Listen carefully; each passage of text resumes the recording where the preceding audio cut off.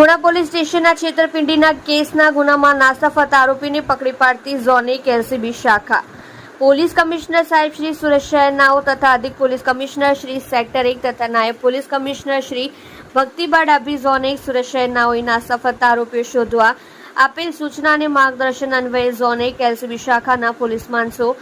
assistant head constable Sahdevsinh Mahipatsinh તથા assistant head constable Karansinh Shankarsinh નાઓની સંયુક્ત બાતમી આધારે આરોપી નામે મયુર ઉર્ફે સન્ની વસંતભાઈ સાંડીસ, ઉંમર વર્ષ 28, ધંધો 4 વ્હીલ ડ્રાઇવિંગ, રહેઠાણ મકાન નંબર 1586 રુદ્રપુરા પોલીસ લાઇન પાસે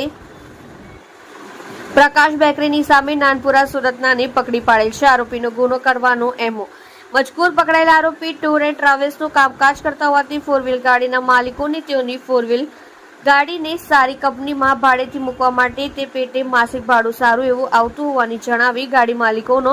વિશ્વાસ કેળવી તેઓની પાસેથી 4 વ્હીલર ગાડીઓ મેળવી લઈ થોડા સમય સુધી માલિકોને 4 વ્હીલર ગાડીઓનું માસિક ભાડું ચૂકવી બાદમાં તે 4 વ્હીલર ગાડીઓ બીજાને વેચાણ અથવા ગીરવેથી મૂકીને